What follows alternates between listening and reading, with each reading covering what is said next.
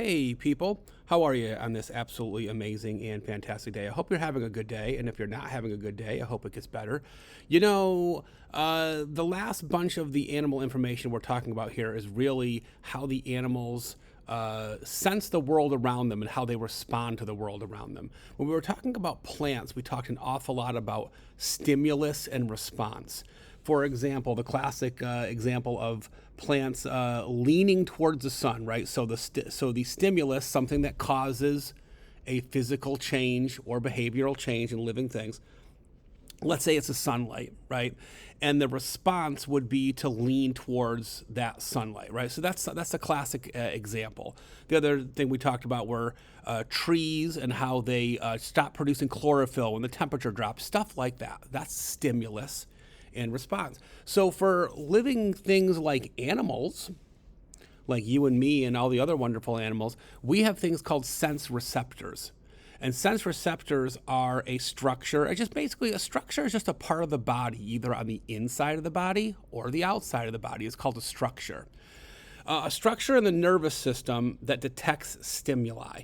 Okay, well, that's a fancy way of saying that's like your eyes or your ears or your mouth or, a part that does that, right? We all know that there are five senses, right? Taste, sight, hearing, touch, and smell.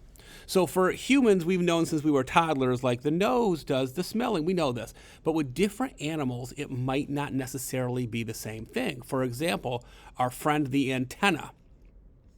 The antenna is something that's a long, stalk-shaped sense organ. It's a structure on the head of many invertebrates, but not all. And it can do lots of different things, actually. It can sometimes be responsible for smell or touch or taste. And really, it's not the same as with us humans, right? They don't necessarily use their sense receptors in the same way that we do. We talked about the inside of the ear and how that works. And if I'm not mistaken, this is the model that we were talking about, right? We have the outer ear, the sound travels in, and then it's all about vibrations, right? Sound is invisible waves, doodle-doodle-doodle-doodle-doodle, and then it's all in here about vibrations. The eardrum vibrates. These three are actually bones. The anvil, the stirrup, and something else I can't remember, right? So vibrating, and the vibrating goes along here. And then there's this, what I call the snail shaped coil with little tiny hairs in it.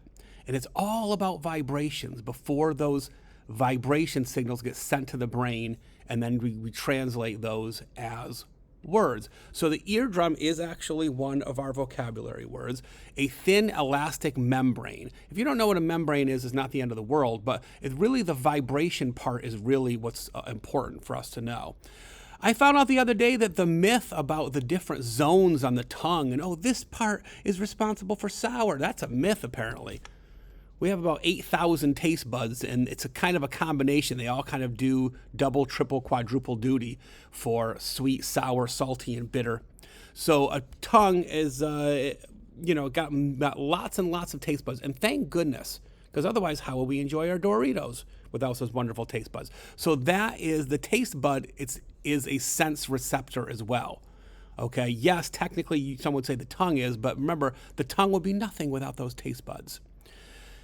Behavior. Right? So here's the thing. We're going to talk about a lot of different ways that animals act. One is behavior, or sometimes I'll say the term learned behavior. Because learned behavior is how a little animal, like a little child, if it's a human, or a little puppy, or a little tiger, or a little kiwi bird, and they observe how their mama or dada does things. And then they practice those things. And that's called learned behavior. So it's not something that you're born with knowing. It's something that you observe and maybe you practice.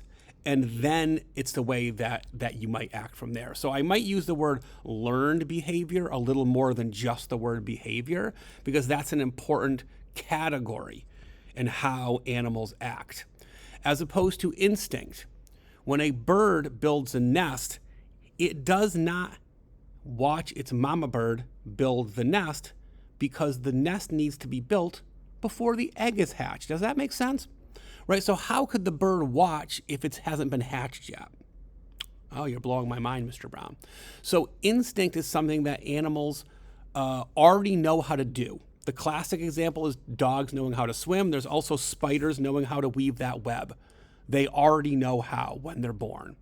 Okay, so we have learned behavior, we have instinct, and then reflex is something, it's kind of weird. I always talk about how the brain sends signals all the time, right? Remember that from Mr. Brown? I said, oh, there's the brain. And the brain is sending signals throughout the spinal cord. Yeah, I'm getting, Mr. Brown, you're going ahead. I know, right? So if you want to scratch your nose, the brain sends a signal to your hand, and you get the idea, right? Along the spinal cord. But there's certain things that you do that do not really involve the brain at all, and that's called a reflex. So sneezing and coughing and shivering, those things are just, or if somebody throws something and gets too close to your face and you wince or you blink, that is an automatic reflex, and it happens quicker, right? It needs to happen quicker, so it actually doesn't really involve the brain. It's just something that just happens. Okay, so reflex behavior is something that is different, okay, than just like, I'm going to make my hand wave right now. It's something different. It's automatic, and you don't really have any control. But you don't have any control over your coughing fit that you have, right? You don't have any control over that kind of stuff. So, see, I should have put the memory thing. This memory thing is further down here. This is why I skipped around a lot. So really, everything that we would do is either learned behavior for an instinct, which would be it was born with, a reflex, which means it's automatic and it doesn't involve the brain. And I'm going to skip way down here, or it's involved in memory. So there's certain animals that remember things that they learned earlier, and they remember like, oh, this is where the blackberry bush is that I went to last spring. That had a lot of good food to it, and it remembers and it goes back. Or a salmon swimming back upstream to where it was hatched. It's a memory, okay? So the memories, of course, are stored in the brain. And I'm not going to get too much complicated into how that works, into how memory is, but the brain controls the entire body. Electrical impulses. Yes, there is electricity in your body, right?